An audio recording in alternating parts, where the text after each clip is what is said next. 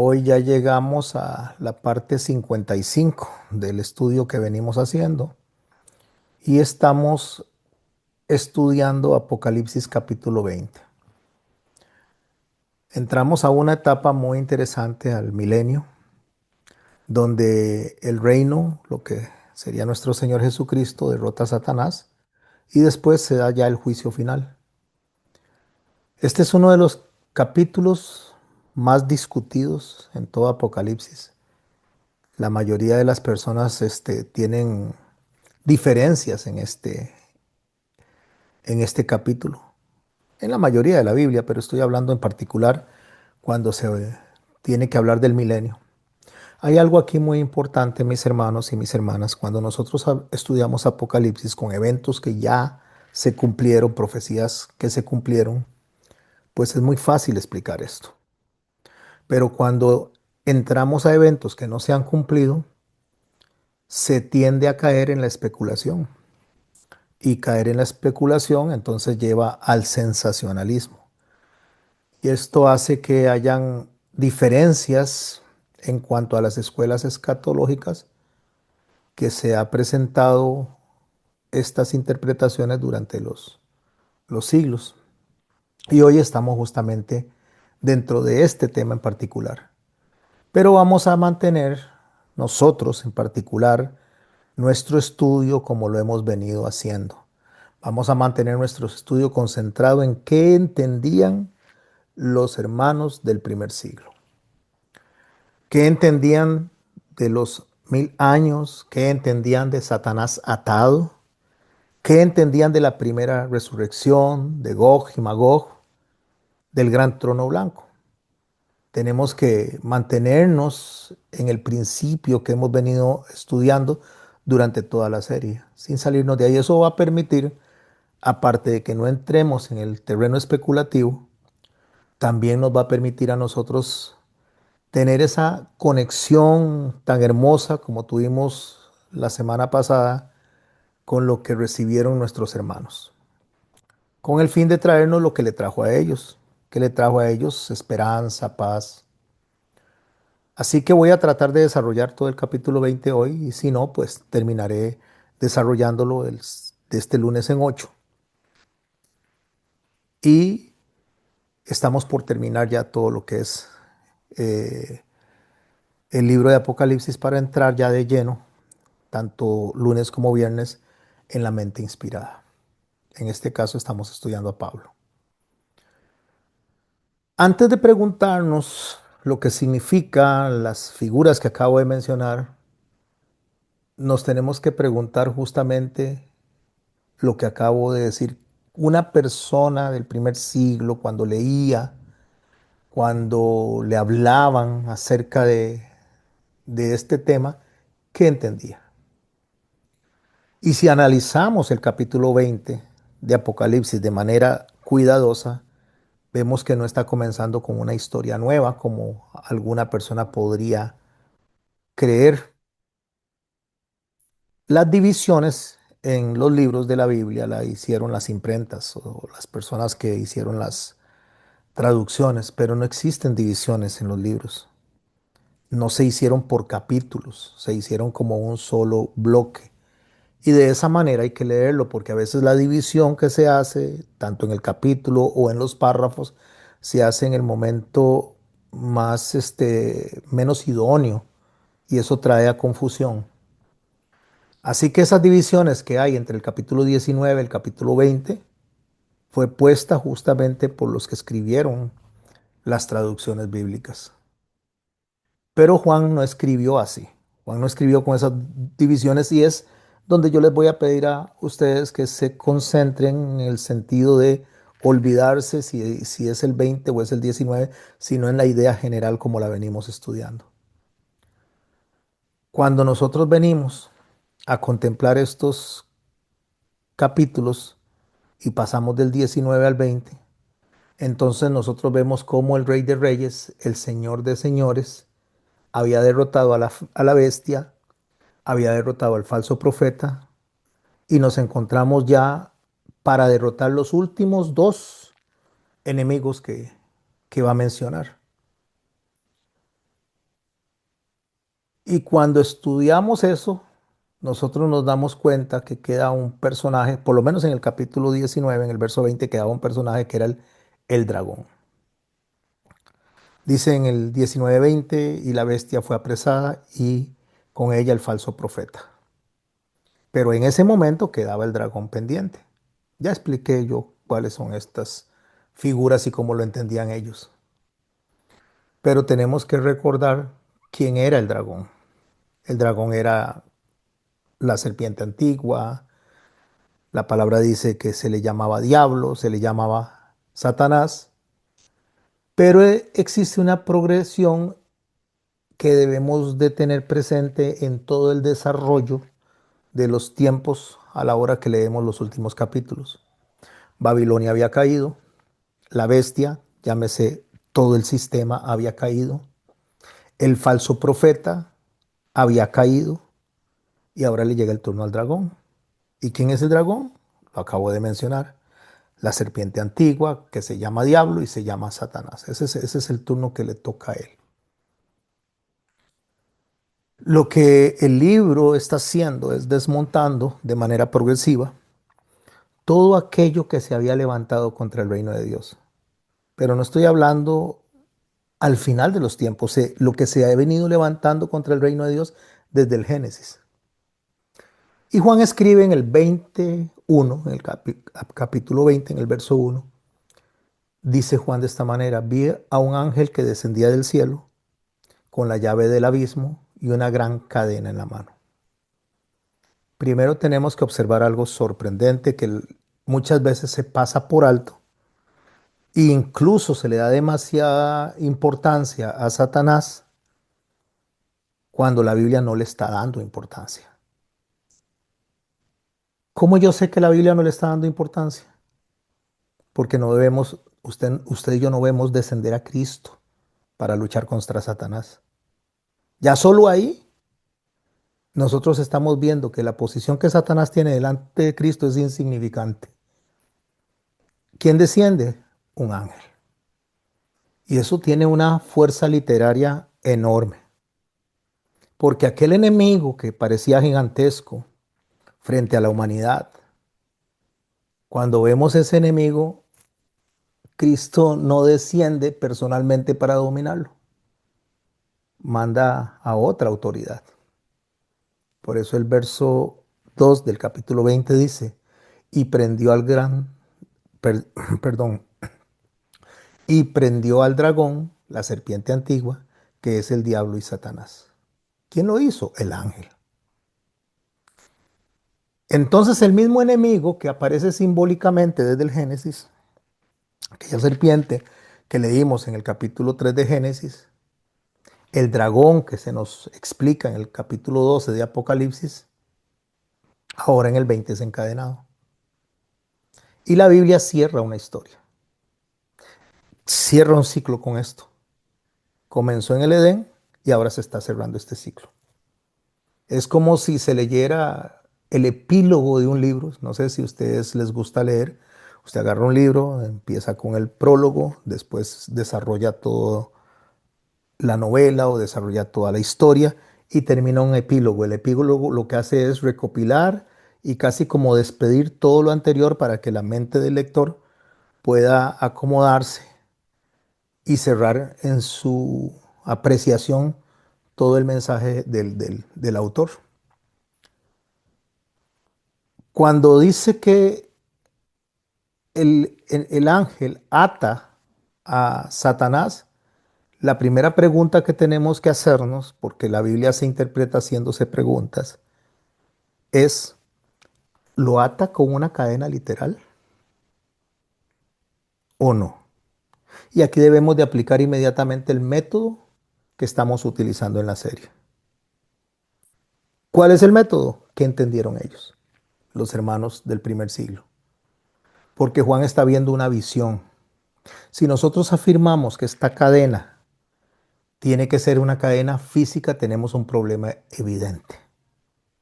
Tenemos un problema en el cual, si alguien viene como detractor de la Biblia y nos saca de primeras cómo es la naturaleza de Satanás, entonces nosotros tenemos un problema para explicar porque Satanás es un ser espiritual. Entonces, ¿cómo usted ata a un ser espiritual con una cadena física? Una cadena de hierro no puede sostener a un espíritu.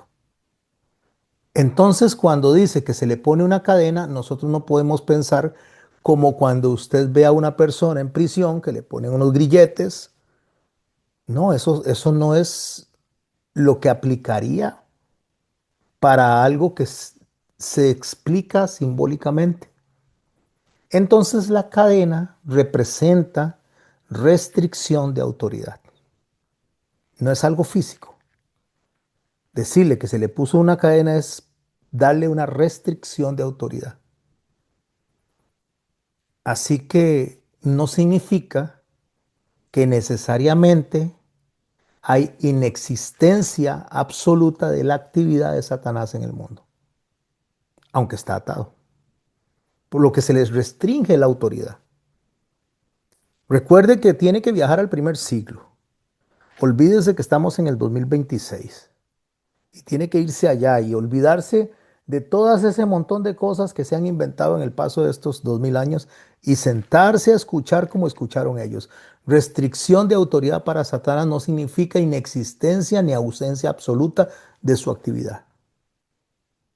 Entonces, ¿qué significa? Significa que Dios estableció límites que Satanás no puede pasar. De aquí no puedes pasar. Y el propio texto, cuando lo estudiamos, nos dice particularmente cuál es el propósito de esta restricción. Lo dice en el verso 3, para que no engañe más a las naciones.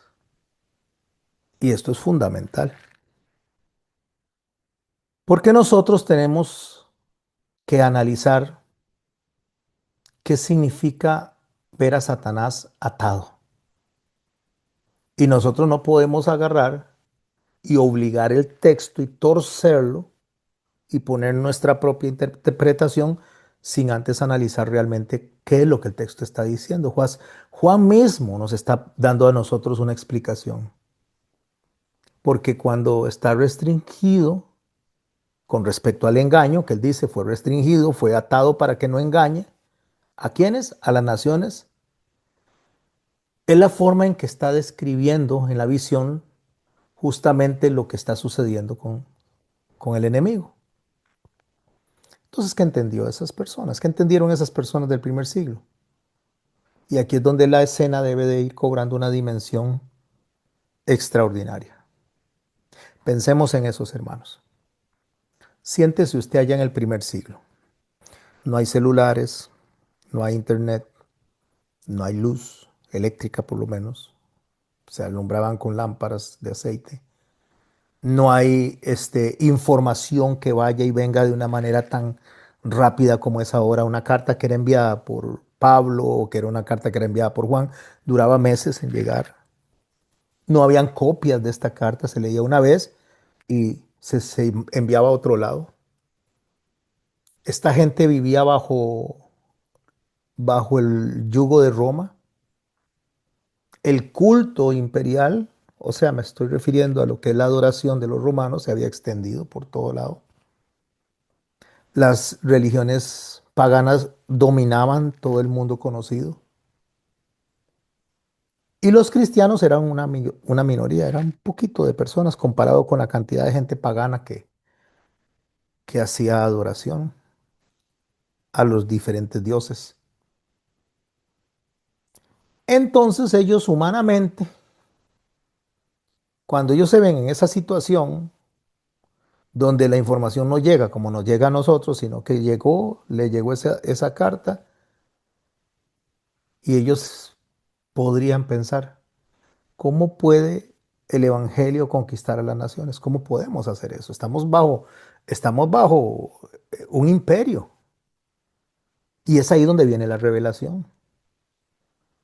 Y le dice en términos espirituales, recuerde, es importante en términos espirituales, le dice a la iglesia Juan que el dragón no tiene autoridad ilimitada.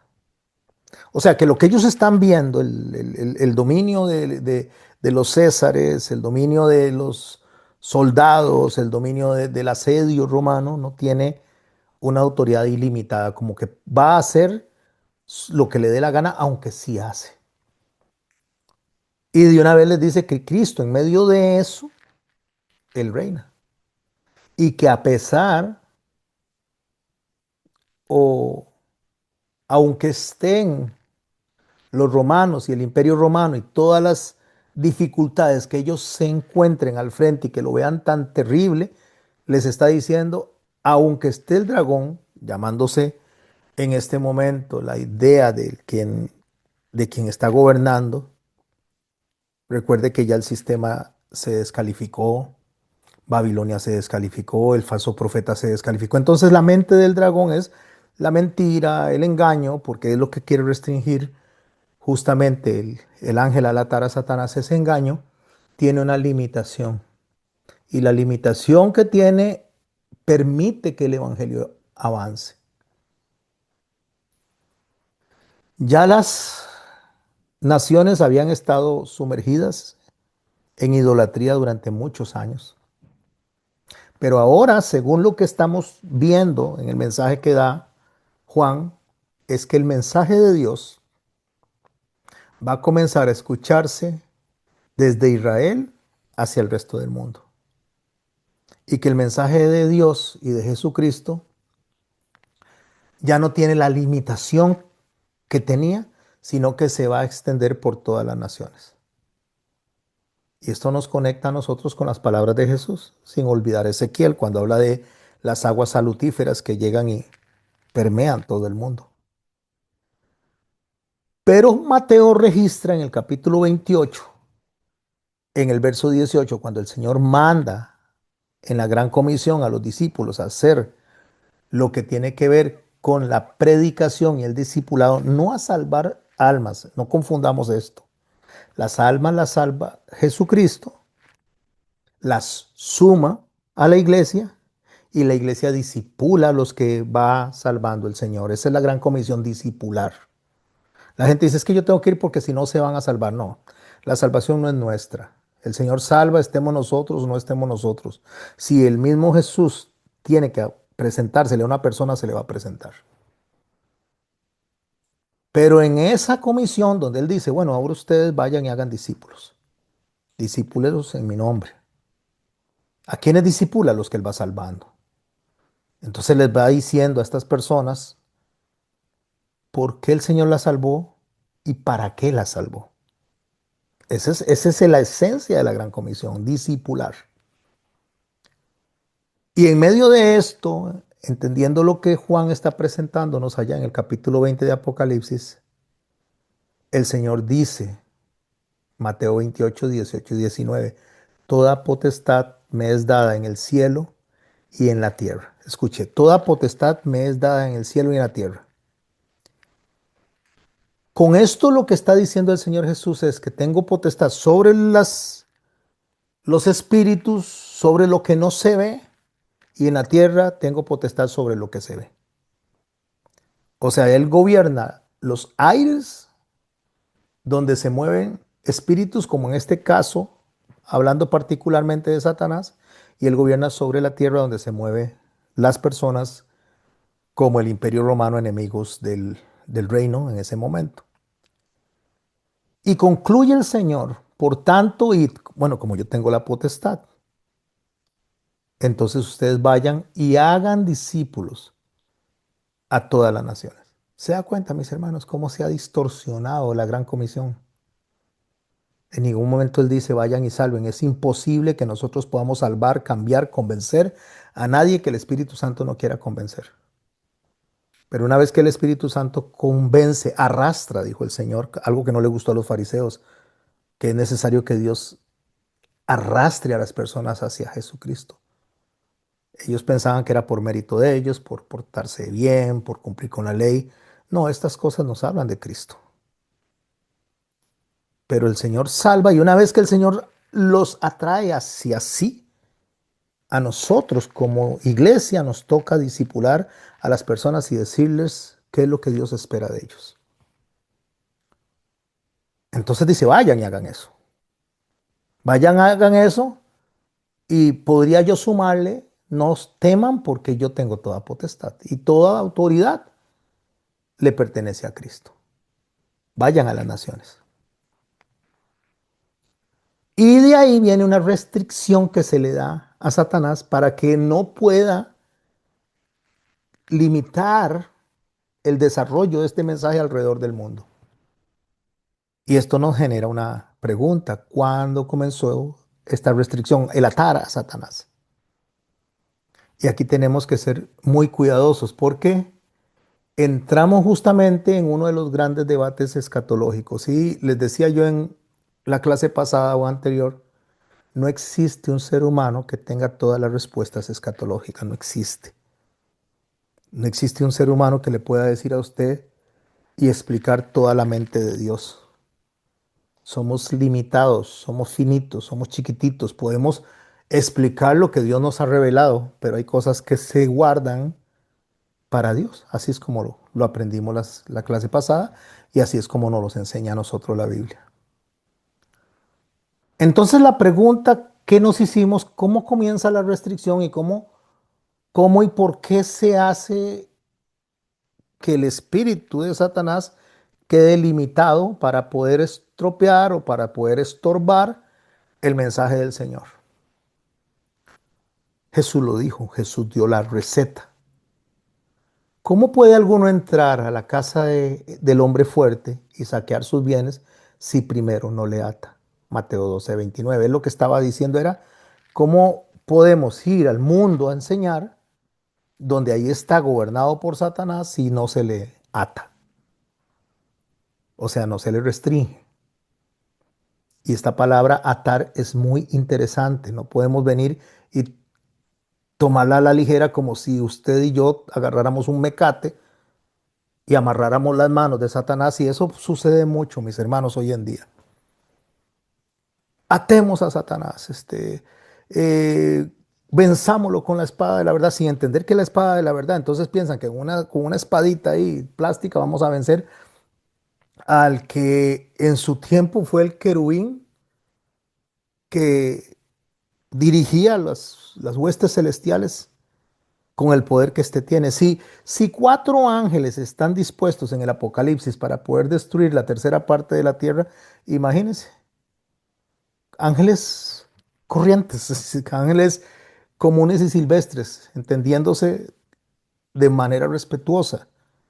Y estamos hablando de un querubín, o sea, estamos hablando de, de los ángeles con mayor poder en los cielos. Y este querubín, la gente quiere venir y atarlo, amarrarlo, vencerlo como, por favor, o sea, eso es hasta irrisorio.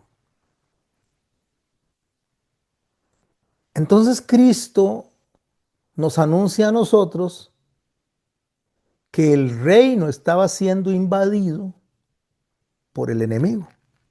¿Por qué el reino está siendo invadido por el enemigo? A ver, pensemos esto. Entonces, ¿qué significa? Significa que el reino siempre ha existido. Es que, mis hermanos, nosotros tenemos que comprender que Dios nunca ha perdido el control. Desde Adán continúa a través de pregoneros de justicia el mensaje en la tierra. Solo que el enemigo estaba como suelto, con mucho más poder y, y dominio sobre la tierra. O sea, invadía el terreno donde se tenía que desarrollar el mensaje del reino. Pero el Señor nos enseña a nosotros desde cuando ya Él vio la derrota de Satanás. La derrota de Satanás no se dio solamente cuando Él llegó a la cruz, murió y resucitó. Eso es la conclusión de lo que inició en un momento en el cielo. Él lo dijo, yo veía a Satanás caer del cielo como un rayo. Ya ahí está diciendo, en Lucas 10:18, está diciendo que Satanás ya desde ese momento fue expulsado. Y entonces, antes de la cruz, nuestro Señor declara algo. Lo puede leer en Juan capítulo 12, verso 31. Ahora el príncipe de este mundo será echado fuera. ¿Ok? Cayó, cayó en esta tierra y ahora lo voy a sacar de aquí. O sea, Satanás no tiene las de ganar bajo ninguna circunstancia. De hecho, Pablo escribe algo tan importante conectado a lo que estamos estudiando cuando en Colosenses capítulo 2 verso 15 dice, despojando a los principados y a las potestades, los exhibió públicamente, triunfando sobre ellos en la cruz. Porque la cruz es el sello, el cierre de algo que inició en el cielo. Por tanto, el Nuevo Testamento ya utiliza un lenguaje de derrota, de expulsión, de despojo, de restricción asociado a la obra de Cristo. Y eso tenemos que tomarlo muy en serio para poder nosotros comprender lo que estamos leyendo en Apocalipsis 20. Y de ahí entra a hablar de los 1000 años.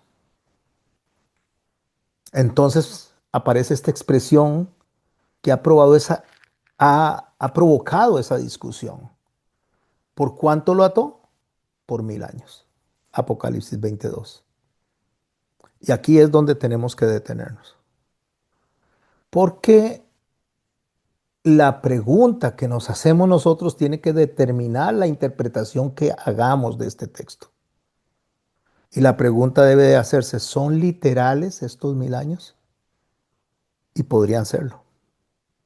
No podemos descartarlo. Estamos, como le digo, en terreno especulativo. Nosotros no podemos hablar de lo que va a suceder como que si tuviéramos nosotros todo el conocimiento, toda la autoridad para hablar. Y por eso es que se ha dado tantas malas interpretaciones durante los años desde que el Señor permitió que Juan escribiera el Apocalipsis. Aunque no debemos descartarlo, nosotros tenemos que recordar que estamos leyendo una literatura simbólica. Pero tampoco podemos afirmarlo, ni descartarlo, ni afirmarlo, que son 1000 años literales. Recordemos que la palabra de Dios en el libro de Apocalipsis es altamente simbólica. Y una y otra vez él usa símbolos. 7 iglesias. Y digo simbólico porque no habían solo 7 iglesias. De hecho, cuando se mencionan las iglesias, muchas de estas iglesias ni siquiera las había empezado Juan. Pero había mucho más iglesias. No eran solo 7. Pero se toma 7 iglesias para poder explicar de una manera simbólica algo que a nosotros nos cuesta entender por nuestra ceguera natural, lo que tenemos nosotros por nuestra forma de ver las cosas en esta tierra y especialmente depende en el entorno cultural en que hayamos crecido. Cultural, ideológico y religioso. No es lo mismo que usted hable este texto con una persona que creció en Rusia a alguien que crece en Costa Rica. Es totalmente diferente. ¿Cómo lo comprende? Por eso nosotros tenemos que agarrar y no preguntarnos cómo lo entienden los rusos o cómo lo entienden los alemanes o cómo lo entendemos nosotros. No, cómo lo entendieron los hermanos del primer siglo. Y ahí está toda la simbología. Están las 7 iglesias, los 7 sellos, las 7 trompetas, las 7 copas, las 12 tribus, los 12 apóstoles, los 144,000 sellados. Entonces, entendiendo que el mensaje es simbólico, nos tenemos que preguntar qué comunica esto de 1000 años dentro de este lenguaje bíblico. Y para eso usamos la referencia que hemos venido usando hasta el día de hoy, que es irnos al Antiguo Testamento y utilizarlo como el diccionario para nosotros para entender el Nuevo Testamento. Una de las cosas que el salmista dice en Salmo 94 es que dice, porque 1000 años delante de tus ojos son como el día de ayer. Se da cuenta que nosotros podemos pensar en 1000 años de manera literal y el salmista dice que delante de los ojos es como el día que pasó. Ni siquiera es como el día que está pasando, como el día que pasó.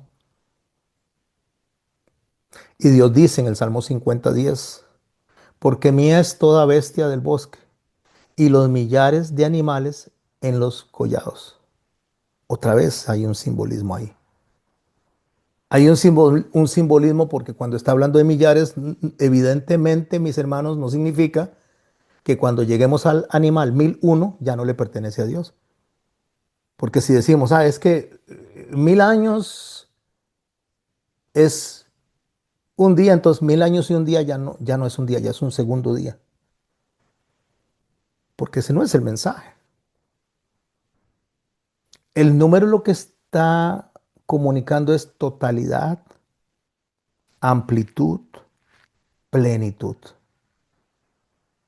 De hecho, cuando usted lee Deuteronomio capítulo 7, verso 9, dice así, hablando de los que han guardado el pacto, o cómo habla de Dios guardando su pacto, hasta 1000 generaciones. Dice, bueno, es que yo voy a guardar mi pacto hasta 1000 generaciones. Entonces ya la 1001, ya Dios deja de guardar el pacto con la generación 1001. No, no, otra vez no debemos de agarrar esto y literalizarlo. Tenemos que entender que lo que está diciendo Dios, que en la plenitud, en la totalidad, en la amplitud, Él es fiel. No es que deje de ser fiel al llegar el 1001. No, Él es fiel. Así que 1000 debe funcionar dentro de ese pensamiento hebreo para expresar que algo completo, algo extraordinariamente grande, pero debidamente contemplado dentro de la mente de Dios, está por ocurrir o está ocurriendo. Y no debemos de apresurarnos entonces, porque sí es cierto, podría ser una duración literal, porque estamos en un terreno especulativo. Pero dentro de lo que acabo de explicar y entendiendo el lenguaje bíblico, podemos considerar que lo que nos está enseñando el texto es un periodo determinado completo. Y aquí nacen tres grandes interpretaciones, que es lo que usualmente se maneja.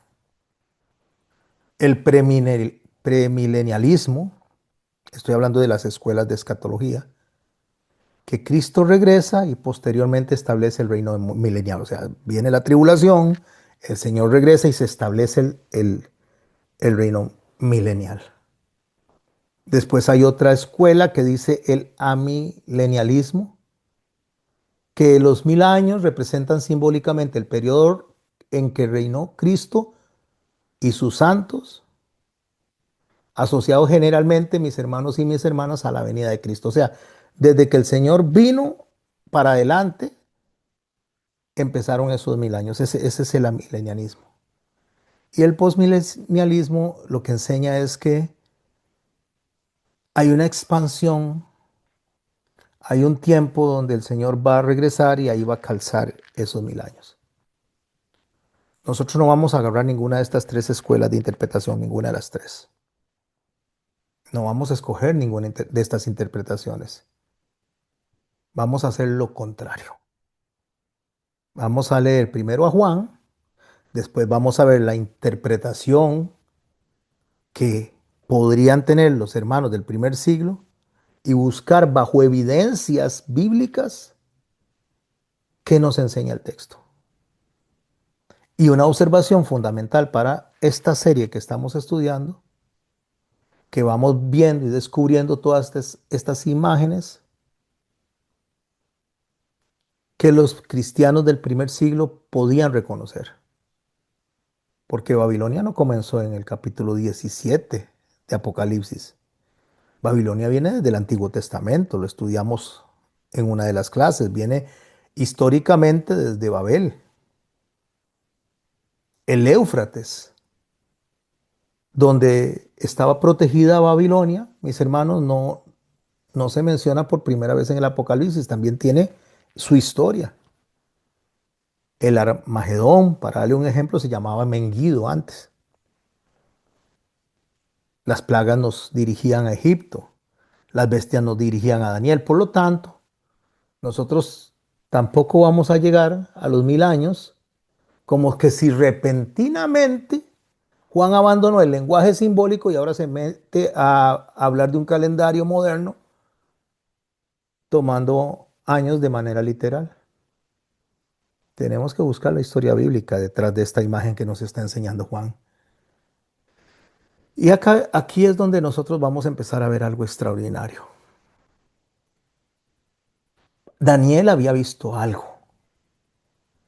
Daniel había contemplado 4 grandes bestias que representaban reinos humanos. Ya lo aprendimos, que representaba a Babilonia, representaba a los medo-persas, representaba a Grecia y a Roma. Pero después él dice algo en Daniel capítulo 7, verso 13. Miraba yo en la visión de la noche y aquí con las nubes del cielo venía uno como un hijo de hombre. Y dice, y se le entregó, verso 14 del Daniel 7, se le entregó dominio, gloria y reino para que todos los pueblos, naciones y lenguas le sirvieran. Pero Daniel añade algo fundamental que lo podemos ver en Apocalipsis capítulo 20. Y ahí es donde hacemos la conexión. Después recibirán el reino los santos del Altísimo y poseerán el reino hasta el siglo eternamente y para siempre. Daniel 7:18. Puede observar usted la progresión si lo hace de manera cuidadosa. Las bestias gobernaban, las bestias son juzgadas, el Hijo del Hombre recibe el reino, hablando de Jesucristo, y los santos participan en ese reino, hablando de nosotros como iglesia, incluyendo a nuestros hermanos judíos que se convirtieron, que fueron redimidos también. En Apocalipsis usted observa lo mismo, las bestias aparecen, las bestias son juzgadas y Cristo aparece como Rey de Reyes. Eso fue lo que estudiamos al capítulo anterior. Y en Apocalipsis capítulo 20 los santos reinan con él. Y esto no es accidental, conectado a lo que Daniel estaba explicando. Juan está desarrollando una visión justamente que Daniel ya había contemplado muchos siglos antes. Entonces la pregunta cambia. Entonces quizá nuestra primera pregunta acerca del milenio no debería de ser ¿cuándo comienzan exactamente los 1000 años? No, esa no es la pregunta que deberíamos de hacernos. Tal vez la pregunta que tenemos que hacernos y se hacía las personas del primer siglo es ¿quién reina? Esa es la pregunta importante, no cuándo, sino quién está reinando. Porque para los cristianos que estaban siendo perseguidos en ese momento, esa pregunta es sumamente importante. Porque cuando ellos escuchaban al César hablar, cuando se escuchaban a los romanos hablar, decía César reina. Pero a ellos el texto de Juan les dice, no, no, César no reina, Cristo reina. Mientras Roma muestra sus ejércitos, Juan le dice, aquí está el Cordero. Mientras Roma levanta emperadores, el cielo le proclama a ellos y le dice, este es el Rey de Reyes y Señor de Señores. Y ahora cuando llegamos a Apocalipsis capítulo 20, refleja algo aún más sorprendente. Aquellos creyentes que creían estar derrotados, perseguidos, incluso asesinados, se les dice, reinan con Cristo. Incluso los que han muerto reinan con Cristo y los que sobrevivan a esta tribulación reinan con Cristo. Y estoy hablando de esta tribulación en el primer siglo, ¿verdad? Entonces aquí debemos entrar nosotros a los capítulos, perdón, a los versículos 4 y 6, o de 4 al 6, porque sale o surge una pregunta más. Y vivieron y reinaron con Cristo por 1000 años. Eso es lo que dice el texto. Entonces la pregunta es, ¿qué significa vivieron? ¿Qué es la primera resurrección? ¿Quiénes son aquellos que se sientan sobre los tronos? Y sobre todo, Otra pregunta es, ¿está Juan describiendo cuerpos resucitados sobre la tierra? ¿Almas reinando en el cielo? ¿O ambas? Ambas realidades dentro de esa misma secuencia. Y es ahí donde nosotros, mis hermanos, entramos en el verdadero debate. Y tenemos que empezar a explicar los tronos y los que reinan con Cristo. Porque así es como ellos lo estaban entendiendo. Cuando Juan dice, y vi tronos y se sentaron sobre ellos los que recibieron la facultad de juzgar, Apocalipsis 24, antes de preguntarnos dónde están esos tronos, nosotros tenemos que reconocer la imagen.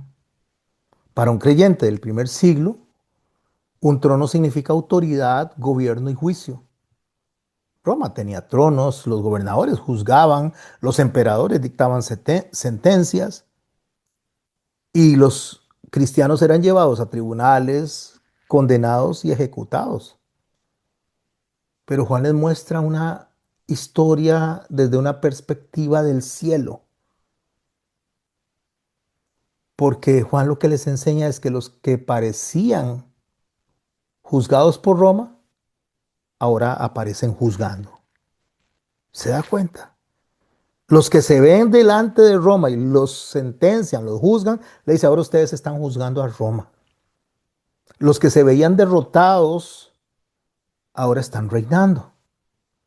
Los que perdieron su vida por Cristo, ahora parecen vivos delante de Dios.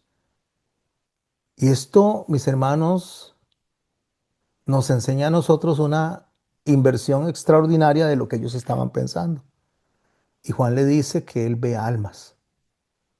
Y aquí entramos a un detalle importante que debemos de tomarnos muy en serio. Juan dice, y vi almas de los decapitados por causa del testimonio de Jesús y por la palabra de Dios. Si usted analiza con cuidado, él no dice vi cuerpos resucitados, aunque habla de resurrección. Él dice vi almas. Claro, eso nos conecta inmediatamente a Apocalipsis capítulo 6. Acuérdese que debajo del altar, en Apocalipsis capítulo 6, verso 9, él dijo, vi bajo el altar almas que habían sido muertos por causa de la palabra de Dios. Y esto es interesante cuando usted toma las dos escenas, porque en el capítulo 6 ellos están preguntando hasta cuándo. ¿Hasta cuándo, oh Señor? Y en el 20 ya están reinando. Y este enlace es fundamental, porque ellos preguntaban hasta cuándo y es donde están recibiendo la respuesta. En el quinto sello, cuando estudiamos el quinto sello, los mártires parecían haber perdido, parecían haber muerto y que los habían perseguido, o sea, sus perseguidores seguían gobernando. Roma seguía de pie, Babilonia seguía funcionando, la bestia parecía victoriosa y así se mantuvo durante muchos capítulos. Por eso ellos clamaban, ¿hasta cuándo, Señor Santo y verdadero, no juzgas y vengas nuestra sangre? Apocalipsis 6:10. Pero ahora en el 20 tenemos algo muy diferente. La Babilonia ya cayó, la bestia fue derrotada, el profeta fue derrotado y el dragón está siendo restringido. Entonces Juan vuelve a mirar a aquellos que preguntaban hasta cuándo y ahora les dice, ahora ustedes están sentados en los tronos. Y esto es hermosísimo, porque Apocalipsis 20 es la respuesta a una pregunta que quedó abierta en el capítulo 6. Y estas personas no adoraron a la bestia. Entonces Juan viene y explica en el verso 4 de Apocalipsis 20, los que no habían adorado a la bestia ni a su imagen y no recibieron la marca en sus frentes y en sus manos, o sea, su forma de pensar y su forma de accionar. Y aquí debemos recordar todo el recorrido que venimos haciendo. Cuando estudiamos la marca de la bestia, aprendimos que es un asunto de lealtad. ¿A quién le doy la lealtad? Claro, al llegar a este punto, la pregunta es ¿a quién le pertenecemos? ¿Quién está determinando mi manera de pensar, mi manera de responder? ¿Quién gobierna mis actos? quién gobierna mis decisiones, porque la mente es la identidad de estar con Cristo o estar con el enemigo. Y la acción representa justamente el fruto de quien ha sido redimido, para quien sirve a Jesucristo, y si no ha sido redimido, a quien sirve, que sería el enemigo. Entonces el texto dice que estos creyentes que se negaron a someter su pensamiento y su conducta al sistema de la bestia tiene una consecuencia. Unos perdieron su posición, otros perdieron sus bienes, otros fueron perseguidos, otros perdieron la vida. O sea, el seguir a Dios, el seguir a Jesucristo, tiene consecuencias. Tiene consecuencias que no son agradables. Pero Juan revela algo que Roma nunca pudo ver. Podía quitarle la vida, pero no podía quitarles el reino. Por eso él dice que vivieron y reinaron con Cristo. ¿Por cuánto tiempo? Por 1000 años. Apocalipsis 24. Entonces no nos apresuremos. Veamos las cosas con cuidado. No nos apresuremos. Porque esta frase es el centro, mis hermanos, de muchas muy malas interpretaciones. Porque debemos de preguntarnos qué significa vivieron. ¿Está Juan describiendo una resurrección corporal? ¿Está describiendo la vida de los mártires en la presencia de Dios? ¿Está anticipando la resurrección final? Claro, las escuelas de escatología todas responden de manera diferente. Ahora usted puede escoger una escuela y casarse con esa interpretación, escoger otra escuela y casarse con esa interpretación, decir, no, yo voy a escuchar al pastor Garmendia, lo que me está enseñando, o puede rechazarlas todas y hasta poner su interpretación. Porque al final de cuentas, como esto es algo que cae en el terreno especulativo, al final de cuentas todo el mundo dice tener la razón. Pero antes de escoger una respuesta, observemos algo. Él dijo, vi almas. Por lo tanto, mis hermanos y mis hermanas, debemos como mínimo reconocer que esto no tiene que ver con el plano de este mundo, tiene que ver con una dimensión celestial. Y cuando la iglesia perseguida ve esto, para ellos esto es poderoso. Porque lo que Roma ve como muerte, Dios le dice es victoria. Imagínese un cristiano del primer siglo con estas palabras. Tal vez había visto morir a su hermano, a su hermana, a su papá, a su mamá, por la causa de Cristo estoy hablando. Tal vez conocía a alguien que había sido encarcelado. Tal vez había sido denunciado por no participar, por participar, perdón, en expresiones de culto de Cristo y no participar en las del imperio. Tal vez le habían quitado la casa, tal vez le habían quitado las propiedades, tal vez lo habían esclavizado. Porque Roma lo que decía era, si no te sometes, morirás. Y ahí viene Juan con su argumento guiado por el Espíritu Santo y le dice, aunque mueras, vivirás y reinarás con Cristo. ¿Se da cuenta? Roma le dice, si no se somete a mí, se morirá. Y el Señor le dice, aunque mueras, esto es importante, aunque mueras, vivirás y reinarás con Cristo. Entonces ahí la amenaza del sistema, la amenaza de la bestia, pierde poder. Y nos conecta directamente al capítulo 2, verso 10 del mismo libro de Apocalipsis, cuando le dice a la iglesia, sé fiel hasta la muerte y te daré la corona de la vida.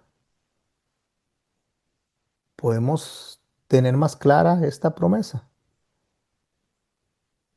porque cuando la primera resurrección se da, esta justamente es la primera resurrección, llegamos a tener expresiones difíciles para poder explicar, pero la primera resurrección se da estando en vida. Aunque la gente toma dos posibilidades interpretativas y piensan que es que la persona muere y resucita para vivir los 1000 años, el Señor dice, no, ya ustedes están dentro de un periodo establecido viviendo para Cristo. Estoy hablando de la iglesia del primer siglo.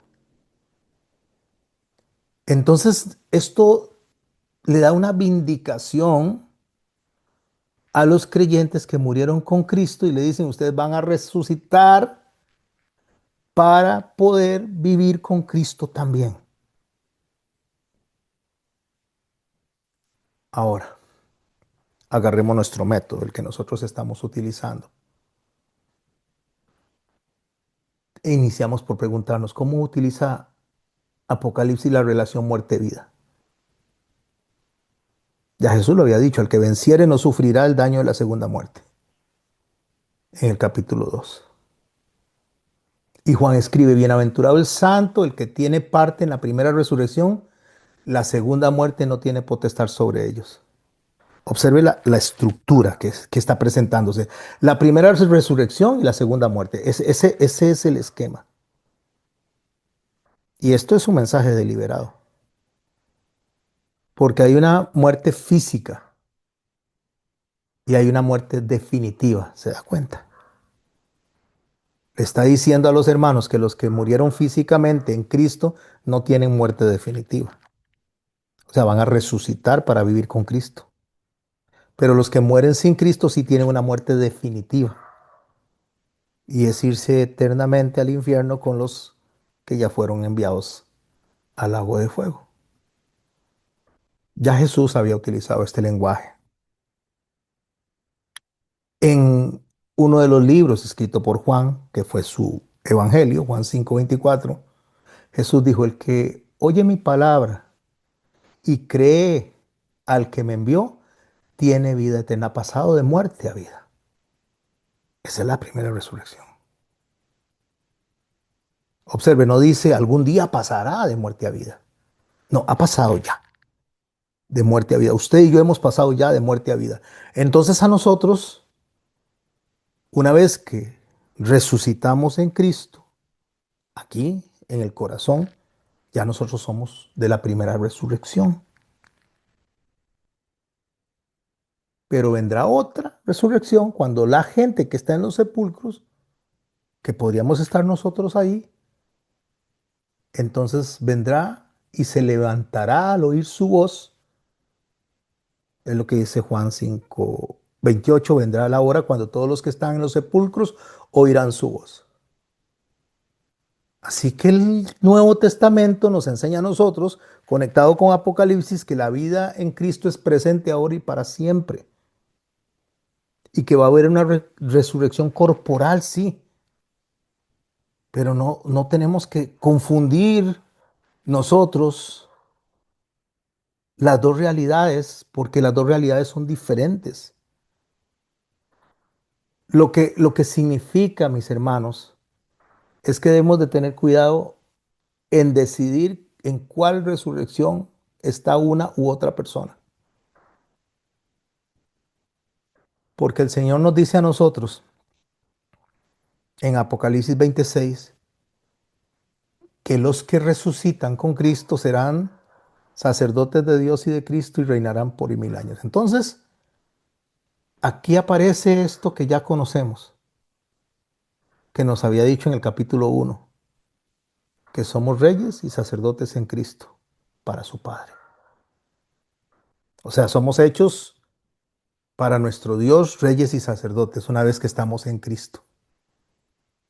Entonces, lo que está dando es una continuidad de que el sacerdocio nuestro inicia una vez que nos resucita por primera vez en el Espíritu, nacemos de nuevo en el Espíritu. ¿Cómo es esto? Dice Nicodemo. ¿Cómo es esto? Hay que entrar entonces en el vientre de la madre y le dice el Señor, no, no, no, no, dice. ¿Cómo que tú eres maestro de Israel y no sabes esto? Lo que dice el texto, mis hermanos, agarrado de lo que nos enseña nuestro Señor Jesucristo, que nosotros tenemos una continuidad. Aún que muriéramos en nuestro cuerpo, en esta tierra, nuestra alma tiene una continuidad y eso es lo que está viendo Juan, almas, no cuerpos. Almas que forman parte de la identidad de Cristo y que los ha hecho su pueblo. Para un cristiano del primer siglo, el mensaje probablemente no era que calculara cuándo comienzan los 1000 años. Para un cristiano del primer siglo, el mensaje era más poderoso, mucho más poderoso. Y así debería ser para nosotros. El mensaje para ellos era: no tenga miedo, no tenga miedo a la bestia, porque la bestia y su reino tiene vencimiento. Cristo no tiene vencimiento. Cristo y su reino es eterno. Aunque para ellos parecía que gobernaba Roma, Cristo reinaba en ellos. Aunque para usted y para mí parezca que este mundo tiene el control, Cristo tiene el control. Aunque parezca que Roma es la que juzga, al final los santos terminan gobernando a Roma, juzgando a Roma. De hecho, Roma puede ejecutar a un cristiano. Y háblelo en términos antiguos y en términos del presente. Puede quitarle la vida a un creyente, pero no puede tocar la vida que está guardada en Cristo para siempre. Incluso la bestia le puede exigir adoración a un creyente, pero el Señor dice que los que permanezcan fieles al Cordero y no adoren a la bestia, participarán de su reino para siempre. Por eso el milenio, antes de estarlos viendo como un problema cronológico, es un mensaje de esperanza. Es un mensaje donde el texto está diciendo que el enemigo no tiene el control y más bien tiene una gran limitación y no puede ir hasta donde él le place porque Dios le restringe a donde llegar. Por eso es que dice que fue atado. ¿Y cuándo fue atado y por qué fue atado? Fue atado para que los 1000 años se cumplan y después será suelto de su prisión. Eso es lo que dice el verso 7. Y nos saca otra pregunta que esta yo me la hice durante mucho tiempo. ¿Y por qué lo suelta? Digo yo. Ya lo ató, ¿para qué lo suelta? Si ya está derrotado, si ya Cristo reina, si los santos están participando del reino, ¿para qué lo suelta? ¿Para qué permitir que salga una nueva rebelión? Y en esas preguntas, cuando nos hacemos esas preguntas, salen dos nombres que un judío del primer siglo lo reconoce al instante: Gog y Magog. Esos nombres no los inventó Juan, están en Ezequiel 38 y 39. Y es donde nosotros debemos de hacer justamente lo mismo que hicimos al estudiar el Éufrates, al estudiar Babilonia y al estudiar Armagedón. Antes de preguntarnos qué es Gog y Magog en el siglo XXI, tenemos que preguntarnos qué es Gog y Magog para Ezequiel y descubrir qué eran esas imágenes o ese simbolismo para los hermanos del primer siglo. Porque Juan no está dando el nombre de dos países modernos, como para que andemos buscando si es Rusia o es Estados Unidos o quién es. Juan está tomando una imagen profética dentro de la última rebelión contra Dios para anunciarnos algo mayor. O sea, dice que el mal tendría una última manifestación, pero nunca va a tener la última palabra. Por eso ese es el siguiente paso: derrotar a Gog y a Magog y la derrota definitiva de Satanás. Porque eso representa a Gog y Magog, la última rebelión. Cuando los 1000 años se cumplan, Satanás será suelto de su prisión, saldrá a engañar a las naciones y a los cuatro ángulos de la tierra, a Gog y a Magog. Es lo que dice el verso 7 y 8 del capítulo 20. Y aquí tenemos que usar la lógica que venimos usando con Babilonia, con Armagedón, con el Éufrates. No busque en el mapa del siglo XXI dónde está Gog y Magog, porque eso no lo están entendiendo ellos. Sino pregúntese qué entendieron ellos a la hora de leer Ezequiel. ¿Qué es lo que ellos están entendiendo?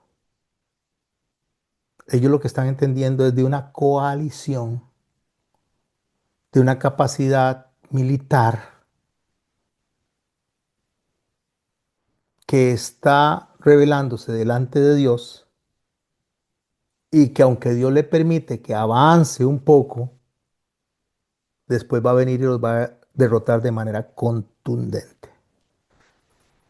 Por eso es que, mis hermanos, cuando Roma dejó de perseguirlos a los cristianos y se sincretizó justamente para que saliera la religión universal, llámese el catolicismo, ellos pensaron que habían entrado en el milenio. Entraron porque ya veían como derrotada la influencia del enemigo y que estaban más bien creciendo como cristianos.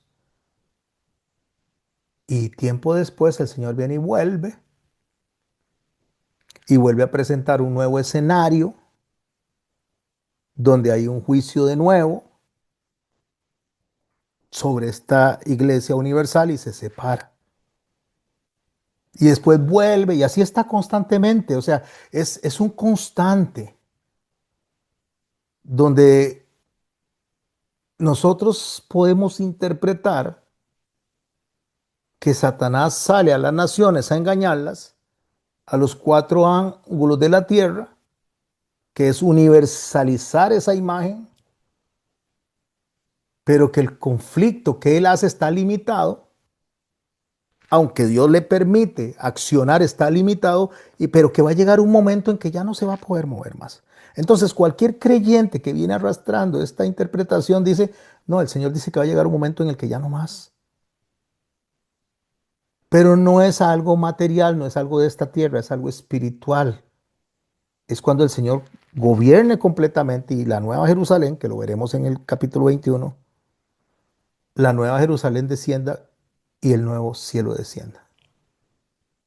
Así que seamos prudentes, no piensen en Rusia, en China, en Irán, en nada contemporáneo, mis hermanos. Porque cuando está hablando de que se va hasta los cuatro ángulos de la tierra, entonces nos ayuda a nosotros a entender algo mucho más extraordinario. Nos enseña que Satanás fue atado para que no engañe más a las naciones de la tierra. Y cuando eso sucedió, es cuando el evangelio para ellos, el evangelio se fue por todo el mundo. Lógicamente, después viene Satanás a tratar de engañar a toda la tierra. Y este es el punto. El punto es que la naturaleza del dragón nunca cambia. Y aunque se le restringió, aunque no se le permitió a sus anchas seguir engañando a todo el mundo, porque el Espíritu Santo viene y trae convicción a un remanente, la conducta del enemigo no cambia. Por eso era que en el Edén era necesario que el hombre no regresara, porque hasta que no cambiara su naturaleza, seguiría comportándose de la misma manera. Cada vez que el enemigo tiene oportunidad de engañar, va a engañar. Y la persona que no es redimida, que nada más se emocionó y que vive bajo la emoción, cada vez que tiene la oportunidad de comportarse de manera contraria a la mente de Dios, lo va a hacer. Si una persona, ejemplo, que está sumido en las drogas o el alcoholismo, cada vez que tiene la oportunidad se separa unos meses, se separa unos años, pero cada vez que tiene la oportunidad va a volver a caer, porque la naturaleza no ha cambiado. Cuando la naturaleza cambia en su interior, entonces no importa cuánto le presenten aquello que antes le gustaba, no va a caer. No va a poder ser, no va a poder ser engañado más por el enemigo. Por eso es que nos enseña algo profundo. Esto lo que nos está enseñando, mis hermanos, es que el mal no se resuelve con cambiar las circunstancias. La persona no cambia porque usted venga y lo encierre. A ver, se lo voy a plantear de esta manera. Usted no va a cambiar, bueno, no digo usted en particular, estoy hablando de una persona, no va a cambiar porque le escondan las botellas de licor. En el momento que tiene la oportunidad de tomar una botella de licor, la va a tomar y se va a embriagar. Un hombre no cambia de ver pornografía porque le quiten la internet. Apenas tenga oportunidad, la va a ver. Las personas cambian radicalmente cuando el Espíritu Santo les ha permitido morir y resucitar. Y no importa si le ponen la botella de licor al frente, va a decir, no, ahí es donde se es libre. Porque el corazón sigue siendo rebelde a menos que sea transformado. Entonces la pregunta que nos hicimos, ¿y por qué se suelta al enemigo de nuevo? Porque el texto no nos va a explicar de manera filosófica esto. La narrativa lo que nos está enseñando a nosotros, mis hermanos, es que es necesario nacer de nuevo.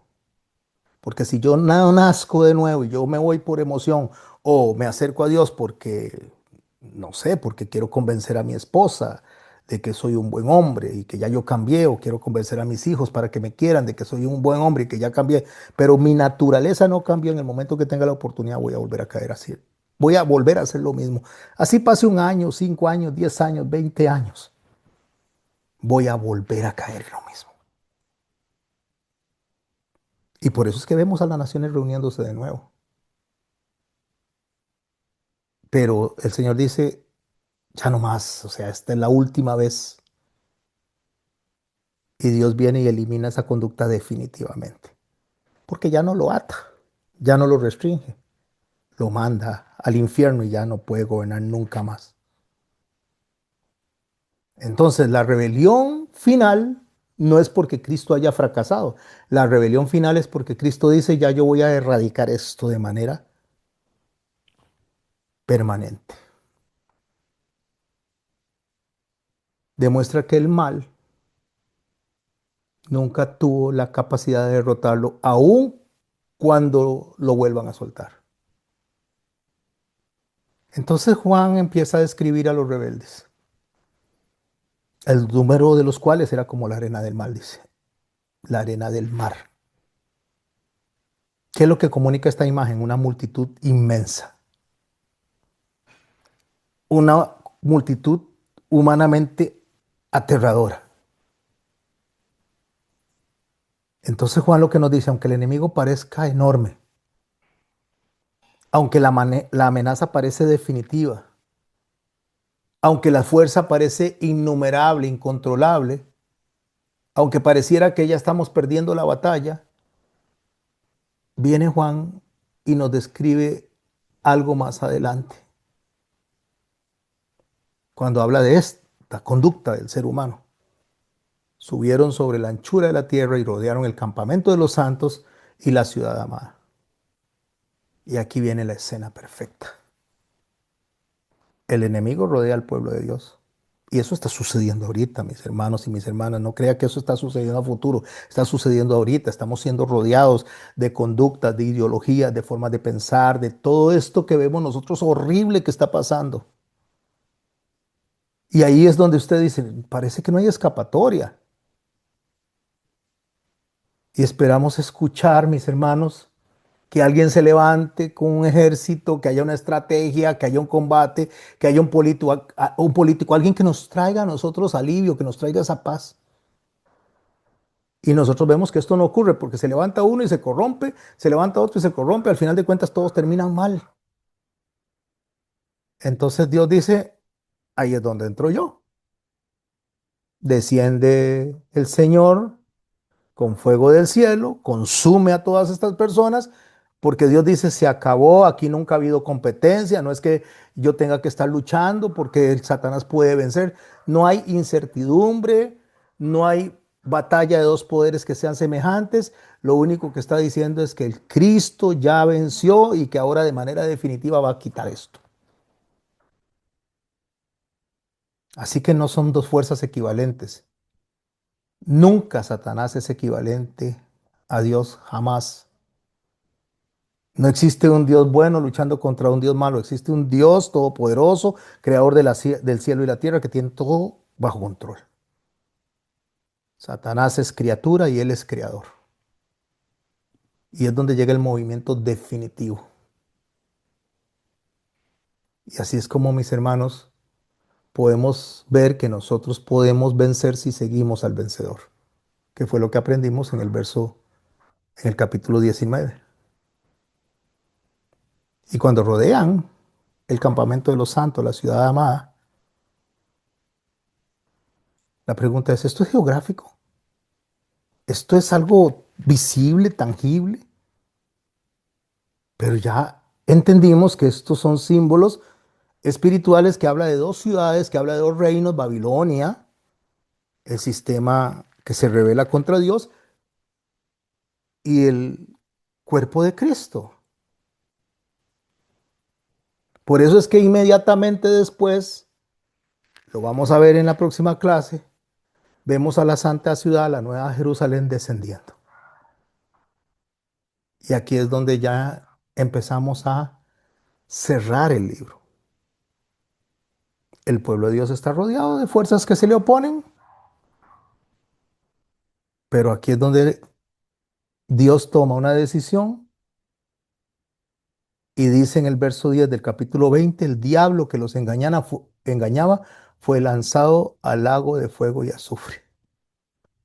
La serpiente del Génesis, el dragón de Apocalipsis,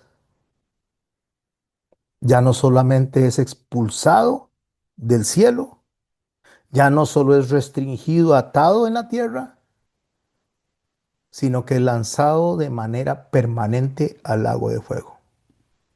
Aquella que entró en el jardín jamás va a entrar a la Nueva Jerusalén. Y esto es importantísimo, porque lo que está cerrando el Apocalipsis es una herida que ha estado abierta desde el Génesis. En Génesis aparece la serpiente, en el Apocalipsis desaparece la serpiente. En Génesis entra la muerte y en Apocalipsis la muerte es destruida. En Génesis el hombre pierde el acceso al árbol de la vida. En Apocalipsis reaparece el árbol de la vida. En Génesis el hombre sale de la presencia de Dios y en el Apocalipsis vuelve a habitar Dios con los hombres. O sea, la Biblia está regresando al punto donde inició todo. Pero no solamente para restaurar. No es restaurar el Edén. Es algo mayor, es una historia mucho más grande. Cuando presenta la Nueva Jerusalén, porque ahí ya quedan dos enemigos que hay que vencer, aunque están vencidos. El Señor le dijo, tengo toda potestad, porque ya cuando no está el enemigo, ya no está Satanás, ya no hay nada que más que atacar, entonces nosotros decimos, ay, ¿ahora qué? Ahora sí estamos bien. No, faltan dos enemigos. Dos enemigos que acompañaron a la humanidad desde el Génesis. Y Juan los menciona por su nombre, la muerte y el Hades.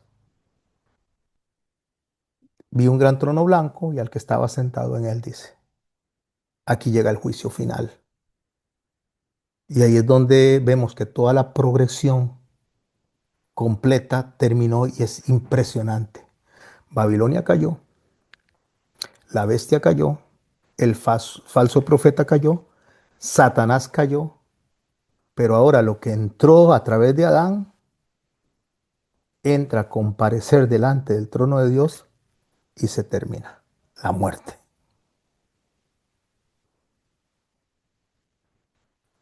Por eso, mis hermanos, cuando estamos delante del trono blanco, nosotros no estamos para ver una escena de condenación para nosotros. Porque el Señor dice que ya eso ustedes no lo tienen que pasar. Ya ustedes fueron juzgados en la muerte y la resurrección de Cristo y ya no tienen que pasar por eso. Nosotros nos presentamos delante del trono de la gracia. Pero la muerte y el Hades fueron lanzados y todas las personas que hayan seguido la voz del enemigo serán lanzados al lago de fuego. Ahora usted se pregunta, ¿y cómo puede lanzarse la muerte al lago de fuego si tampoco es algo tangible?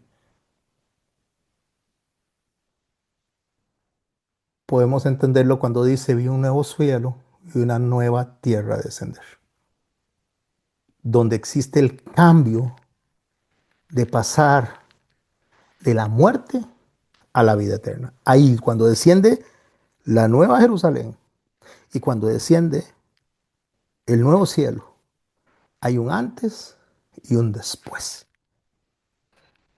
Y eso es con lo que cerraremos en la próxima clase, si Dios lo permite. No sé si me toca a mí o le toca al hermano René el próximo lunes, pero si me toca a mí, yo lo pongo ahí y si no, lo veremos de hoy en 15,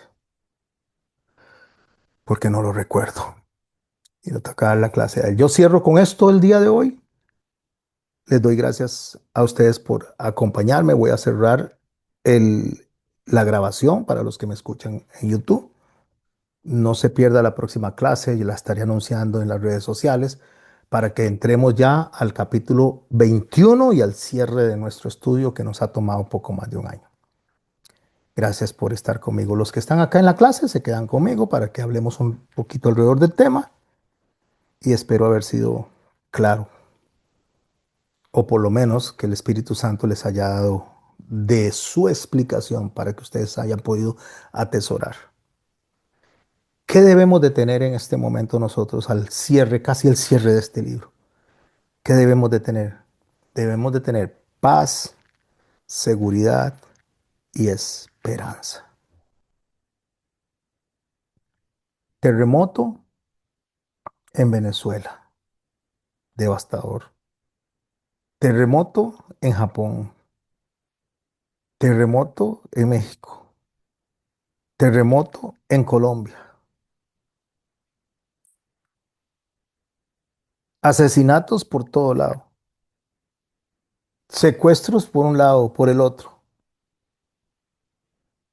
Traiciones por todas partes. ¿Qué hacemos? ¿Nos metemos debajo de la cama o escuchamos la voz del Señor que nos dice, no tema, en el mundo hallaréis aflicción, pero yo he vencido al mundo? Es necesario que todas estas cosas acontezcan, pero aún no es el fin. Y entonces viene Juan y nos presenta en Apocalipsis la explicación de lo que los primeros hermanos recibieron para que usted y yo lo recibamos. No se proyecte a dentro de 2 años, 5 años, 10 años. No trate de pensar si esto se cumple en el 2030, en el 2050. Piense en el hoy.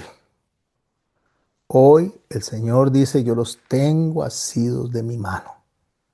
Yo tengo a las estrellas y tengo a los ángeles. Yo soy el que estuve muerto, el que vivió y el que resucitó.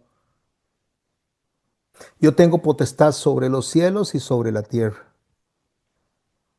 ¿Qué más puede decirnos? ¿Qué está diciendo él con todas estas palabras? Yo tengo el control absolutamente de todo. Y ustedes que son tan chiquiticos, un granito de arena en todo el universo, están en el hueco de mi mano. No teman. No teman, esfuércense y sean valientes. Y yo estaré con ustedes todos los días de su vida.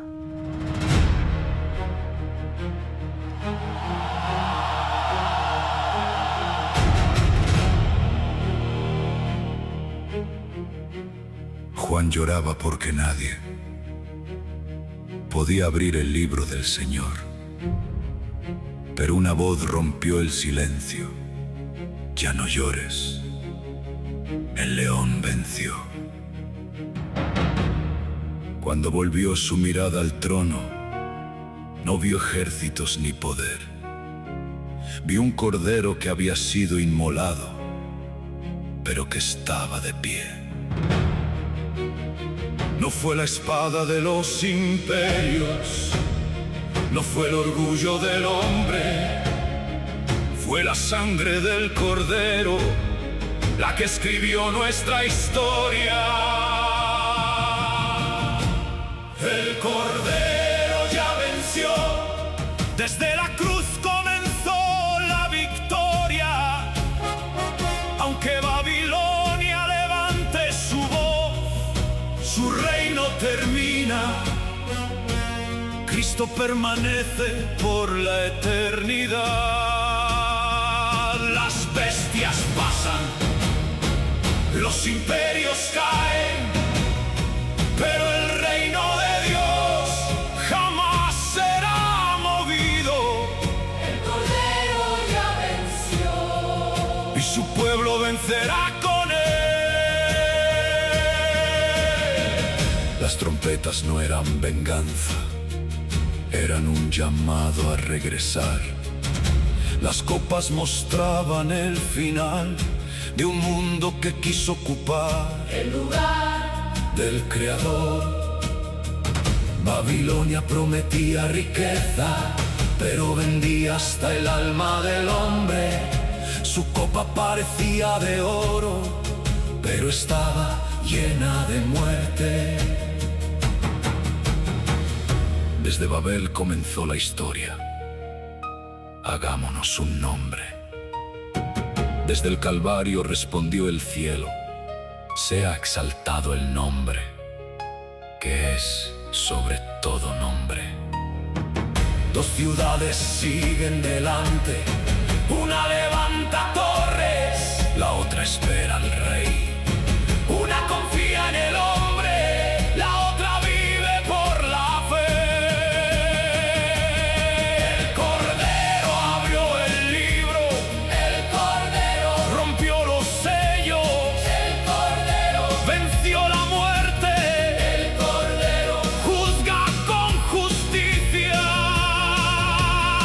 El Cordero viene por su pueblo, el Cordero reinará por siempre. No tememos al mañana, porque el final ya fue escrito. el Cordero ya venció. Entonces vi el cielo abierto, y he aquí un caballo blanco, y el que lo montaba se llamaba Fiel y Verdadero, y con justicia juzga y pelea.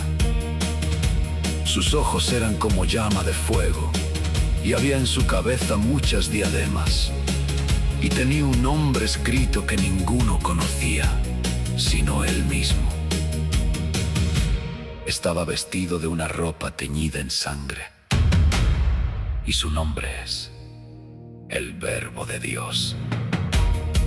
Y los ejércitos celestiales, vestidos de lino finísimo, blanco y limpio, le seguían en caballos blancos. De su boca sale una espada aguda para herir con ella las naciones, y él la regirá con vara de hierro, y él pisa el lagar del vino del furor y de la ira del Dios Todopoderoso. Y en su vestidura y en su muslo tiene escrito este nombre: